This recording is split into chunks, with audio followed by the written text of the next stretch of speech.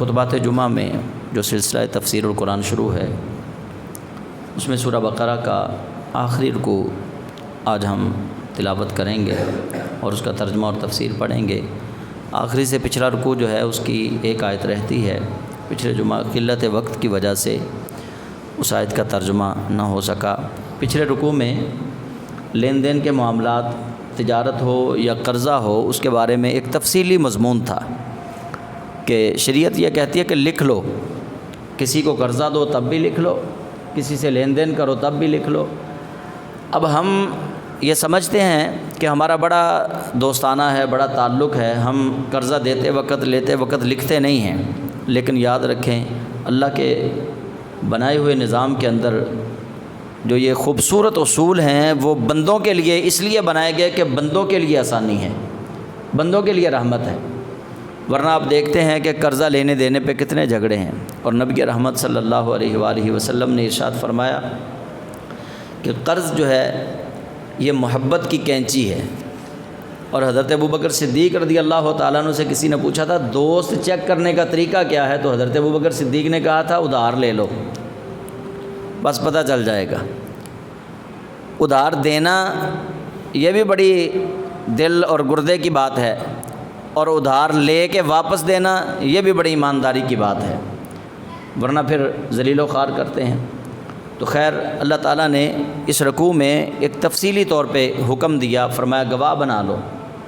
لکھنے والے کو حکم دیا وہ عدل کے ساتھ لکھے۔ اچھا، گواہوں کے لیے پھر کہا کہ گواہوں میں بھی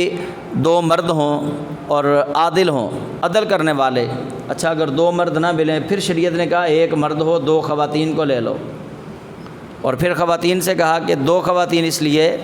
کہ ان تضل احداہما فتذکر احداہما الاخری، اگر ان میں سے ایک بھول جائے تو دوسری کو وہ یاد کروا دے۔ اور پھر اس کی جو آخری اس کی آیت دوسری ہے اسی رکوع کی، اللہ فرماتا ہے وَإِن كُنتُمْ عَلَىٰ سَفَرٍ وَلَمْ تَجِدُوا كَاتِبًا فَرِهَانٌ مَقْبُوضًا۔ اللہ کریم فرماتا ہے کہ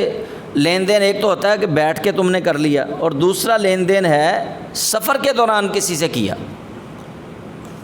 سفر میں تھے تو وہاں لین دین کر لیا، قرضہ لیا کسی سے۔ وَإِن كُنتُمْ عَلَىٰ سَفَرٍ، اور تم سفر میں تھے، وَلَمْ تَجِدُوا كَاتِبًا، اور تمہارے پاس کاتب نہیں تھا، لکھنے والا نہیں تھا، یا لکھنے کا سامان تمہارے پاس نہیں تھا، فَرِهَانٌ مَقْبُوضًا، تو کوئی چیز رہن کے طور پہ اس کے قبضے میں دے دو سفر کے دوران۔ اچھا، یہ گروی رکھنا یہ نبی پاک صاحب الاولاق صلی اللہ علیہ وآلہ وسلم کی سنت بھی ہے۔ حضور سید عالم صلی اللہ علیہ وآلہ وسلم آپ کو بعض اوقات آپ نے اپنی چادر مبارکہ جو ہے اس کو گروی رکھا، اور گروی رکھ کے لوگوں کی ضرورتوں کو پورا کیا۔ یہ حضور سید عالم کی سنت بھی ہے۔ اچھا، اس سنت سے سب سے زیادہ عاری ہمارے پیر ہیں، اللہ ماشاءاللہ کوئی چند پیر ہوں گے، 2-4 لگا لیں پاکستان پورے میں، کوئی 2-4 ہی ہوں گے سچے، تو باقی سارے کسی کو نہیں دیکھا۔ بلکہ وہ آپ بات سنائی سردار عالم رحمۃ اللہ علیہ جو وصال فرما گئے، تو وہ میاں صاحب کروڑ روپے کے لگ بھگ قرضہ نکلا، وصال فرما گئے بزرگ، ابھی ریسنٹلی 1 مہینہ بھی نہیں ہوا، 1 کروڑ روپیہ قرضہ۔ جب وہ وصال فرما گئے تب پتہ چلا اچھا قرضے کا کرتے کیا تھے، لوگوں کی مہمان نوازی، لوگوں کو کھانا کھلاتے تھے، کھانا کھلاتے رہے ساری زندگی، تو کبھی کسی کو خالی نہیں موڑا۔ ابھی وہ بزرگ ریسنٹلی وصال فرمایا، انہوں نے، ان کو اس دور حاضر کا رومی کہا جاتا تھا، مثنوی شریف پڑھاتے تھے، درویش صفت انسان تھے، تو بس قرضہ لے کے لیکن کسی جانے والے کو خالی نہیں پھیرتے تھے۔ تو یہ ایسے بزرگ بھی ہیں، تو اللہ تعالیٰ ایسے بزرگوں کے مزارات پہ کروڑوں رحمتوں کا نزول فرمائے جنہوں نے اللہ کی مخلوق کا اتنا خیال رکھا۔ تو نبی پاک علیہ السلام آپ نے بھی یہی فرمایا کہ لکھو، لکھواؤ۔ تو قرآن کہتا ہے اگر سفر میں ہو اور تمہارے پاس لکھنے والا کوئی نہیں، فَرِهَانٌ مَقْبُوضًا، تو کوئی چیز گروی رکھ دو، اس کے قبضے میں دے دو۔ اچھا، پھر جب قبضے میں کوئی چیز ہو، جیسے ہمارے ہاں بھی ایسا ہوتا ہے کہ کوئی زمین رہن کے طور پہ گروی کے طور پہ رکھ دیتے ہیں، یا کوئی مکان گروی کے طور پہ رکھ دیتے ہیں، تو مسئلہ سمجھ لیں، گروی رکھے ہوئے مکان کا کرایہ مکان کا مالک لے گا، جس کے پاس گروی ہے وہ نہیں لے گا اس کا کرایہ، اگر وہ لے گا تو سود ہے۔ گروی مکان رکھا، مطلب میں نے لیا قرضہ، بھائی طارق سے میں نے قرضہ لے لیا 5 لاکھ روپیہ، اور میں نے اپنا مکان گروی رکھ دیا، میں نے کہا یہ میرے مکان کی چابی آپ لے لیں، تو یہ جب میں قرضہ آپ کا واپس کر دوں گا،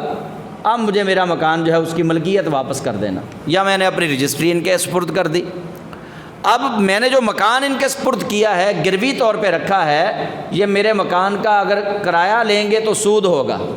اس مکان کا کرایہ میں لوں گا، یہ نہیں لیں گے، شرعاً یہ منع ہے۔